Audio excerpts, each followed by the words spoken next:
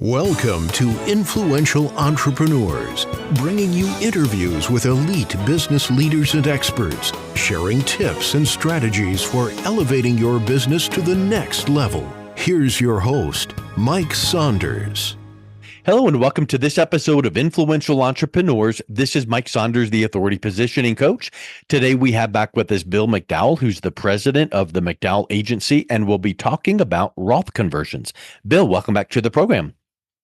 Thank you, Mike. I appreciate it. Hey, so I know that Roth conversions, if you Google that phrase, you're going to get 4 trillion bazillion responses, and it could be really confusing. So I'm glad you're here to kind of give us some of these insights. Before we get started into getting into the details of what people can consider, first, let's talk a little bit about why would you even be thinking about doing a Roth conversion? I know it has something to do with taxes, but how are you starting to educate your clients on that? Conversions, it's whether you want to, a lot of people have it in their mind they're going to get out of paying taxes. You're not going to get out of paying taxes, okay? That's the reason that Roth has become so popular, because they think it's a way out of them paying any taxes. That's not true. You're not going to get away from paying Uncle Sam. Okay, first of all, you'll be able to put an exact dollar amount on what you can if you do a Roth conversion. Okay, because right now, it's either you pay the taxes now or you pay them later. If you pay the taxes now, you know what the taxes are. We don't know what's going to happen. If you decide to take that income or cash some of those pre-tax dollars in and start using it for income, say 10 years down the road, we don't know what the tax laws are going to be at that point in time. We don't know what the tax brackets are going to be. So that crystal ball theory, that comes to play. And I think that, you're exactly right. If you got an advisor that tells you they know exactly what is going to be run, because nobody knows what tax brackets or tax rates will be. But don't we kind of have an indication that the taxes are probably going to be higher in the future given that deficit? Because in the joke that I always say is, hey, the only way to tame that deficit is for the government to cut spending, which will never happen, or the only other alternative they have is to raise our taxes. And so which do you think is going to be? Yeah, but so what is your thoughts and perspectives on that? Well, the government's definitely not going to cut the spending down. So, and everybody hears that, they're going to cut Medicare, they're going to cut Social Security. That's not going to happen either. They're going to, I don't know what the final solution is going to be, and I don't really think there is a final solution for it, but we're all going to have to adjust to what's happening at that point in time. I know what's happening right now with taxes, and if I was to go on Medicare and Social Security right now, I know I would be getting my check, 10 years down the road. I'm 51 right now, and I won't be going on Medicare or Social Security for another 15 years, but I don't know what's going to happen in 15 years. I can't tell you, so. Yeah. So first of all, when I think about Roth conversions, let's define what is a Roth conversion. All right. When you put money into a 401k, you are not paying taxes on that money. Okay. Mm-hmm. That is basically it's a retirement tool that took the place of pensions. Okay. Pensions are something that, if you went to work for a company, probably your grandparents, if you're listening to this now, depending on your age, if your grandparents were working for a company long enough, they got a pension. Okay. 401ks have taken the place of pensions. So what the 401k does, it basically you don't pay taxes on the money that you're putting into the 401k. You don't pay taxes on that money until you withdraw it. Okay. So you don't pay taxes on it when you're putting it in, but when you do withdraw it, you are going to have to pay taxes of some sort, and all that depends on what tax bracket you're in. And, everybody's got a different situation and not everybody's the same. So, and you've got what's called required minimum distributions, which at age 73 and a half, they keep changing it, which is good as long as they keep changing that as up. But is what that required minimum distribution is, they make you take your required minimum distribution, exactly like it sounds. They make you take some of that 401k money out so the IRS can tax you on it. Yep. Yeah. So And the Roth, interestingly enough, from what I've heard, when you hit that certain age where you're mandated to take out a certain percentage out of your IRAs or whatever that it is, if you sit down and look at it and go, oh, you know what? I've kind of had a really good year. I don't need that money, so I'm not going to do it. Well, you could be facing penalties because you must do it. yes, of course. And the penalties are, I mean, it used to be 100% from Whoa. what it used to be 100%. I think they've lowered it to 50, but that changes all the time. I mean, it's almost like the government is, depending on what day of the week almost with them. But So if you set up a Roth IRA now, the Roth IRA is different from a 401k. A Roth IRA means you've already paid the taxes on it. yeah, Okay, so if you and they've got limits on how much you can put into a Roth IRA, but when you're doing a Roth conversion, it means you're taking your 401k money that has not been taxed and you're converting that into a Roth IRA, which means you're going to have to pay the taxes on that when you convert it. And yeah. then when you take that money out later on in life, you won't pay the taxes on it then. And that's good for And if you some. do That's this good. soon enough, when you're at a young enough age, now the money is growing for a decade or two inside the Roth and earning a nice rate of return that does not need to be paid taxes on. Correct. And the Roth conversions is a really hot subject these days, but it depends on what age you are when you start doing the Roth conversion. Yeah. Because you figure if you're 70 years old and you want to start converting some of your 401k, you've only got 3 years to do your conversions. Yeah. So you might not be able to take your whole 401k and convert it into a Roth because you got to still pay the taxes on it. And just say you're converting, just say you've got $1 million in your 401k and you've only got 3 years to convert it. And you want to convert that whole $1 million in 3 years. That means you're going to be in a tax category of getting a distribution of 333,000 a Per year, year. which, Yeah. which is going to put you in the highest tax bracket, or close to it, depending on what your write-offs and all that kind of stuff are. Yeah. But you're going to be in a high tax bracket, so you're going to be paying a lot of taxes. But now, if you started that when you were 60 years old, you could break it down to less than 100,000 a year.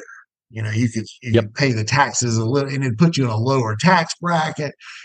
So everybody, like I said, everybody's got a different situation and a different circumstance. So that's the reason you got people like me out there to help educate and guide folks along the way, because you know you can't believe everything you read, and you definitely can't believe everything everybody tells you, especially if they are not in that particular segment of business, then they don't know.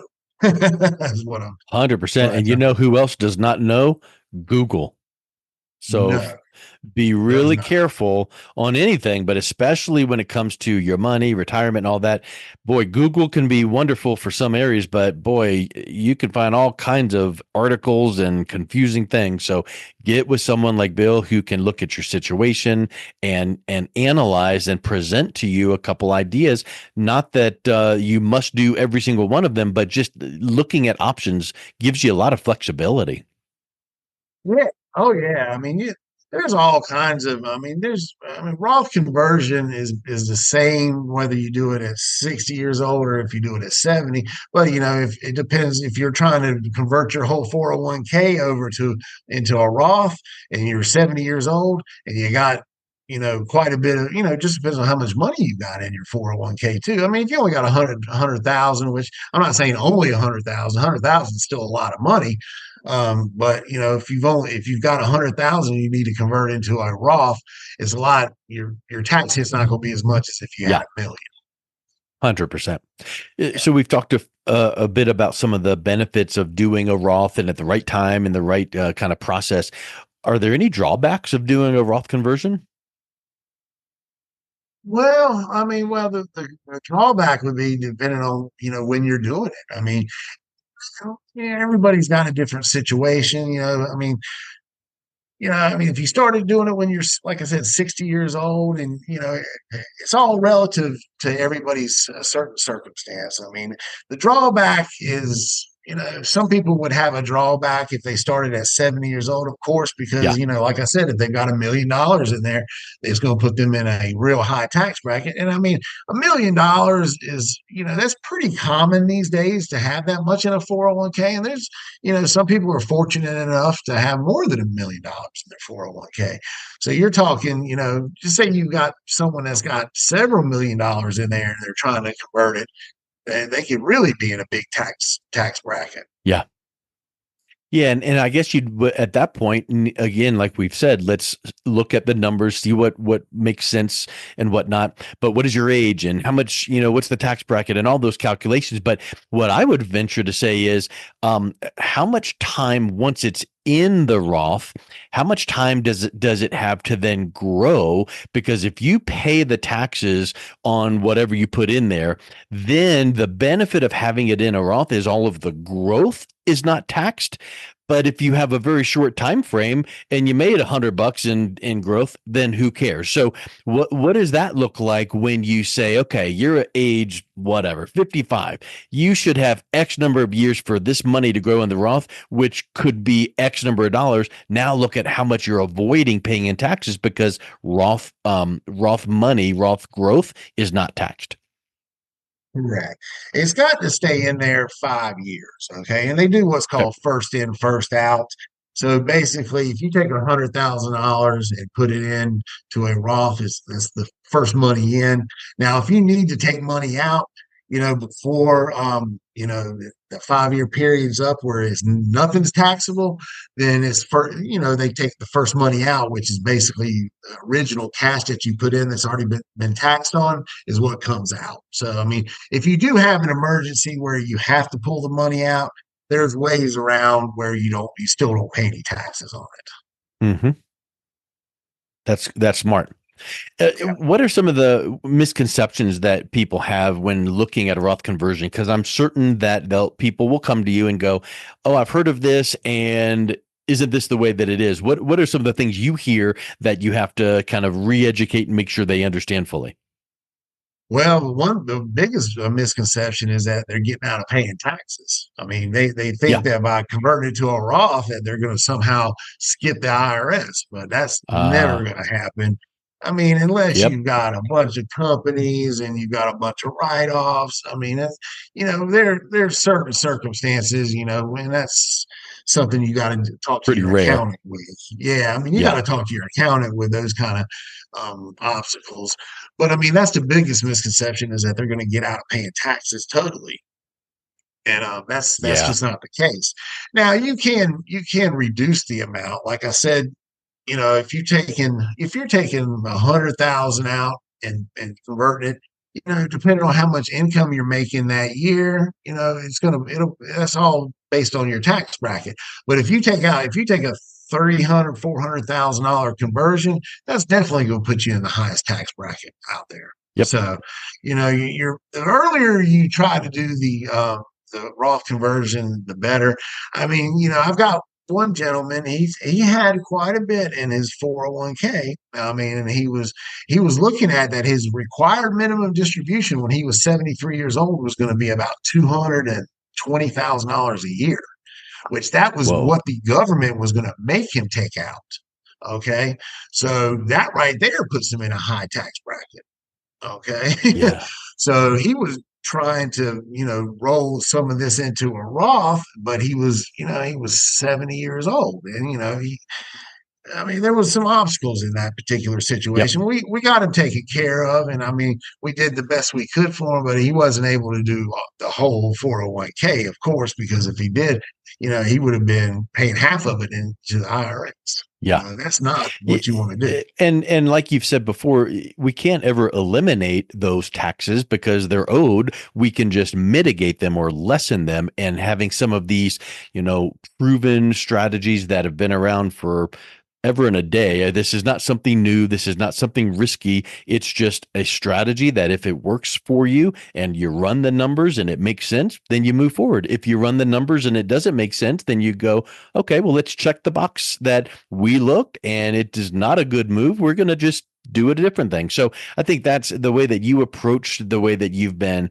explaining many of these topics. Is just so comforting to realize that you're not pushing one way or the other, because it doesn't matter to you. You just need to help people understand their options.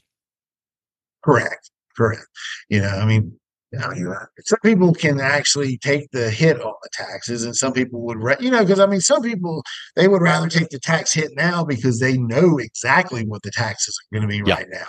Well, like I was saying earlier, 10 years down the road, we don't know what the tax brackets are going to be. I mean, there's no telling what they could be. I mean, it's like I said, everybody's got a different situation, different circumstances, and that's what when I talk to every one of my clients, I've never had two exactly the same. Let me put it that way. Yep. Yeah, that is a accurate statement. Everyone is different. Everyone's goals are different. Everyone's strategy can be different. So I think it's like what we've said before. It's like, you need to know. And you don't know what you don't know. And once you meet with someone like yourself, Bill, and that you can say, ask the right questions as, hey, what does retirement look like for you? And how much are you going to need? And how much will you have? And here's a gap, or all of those things.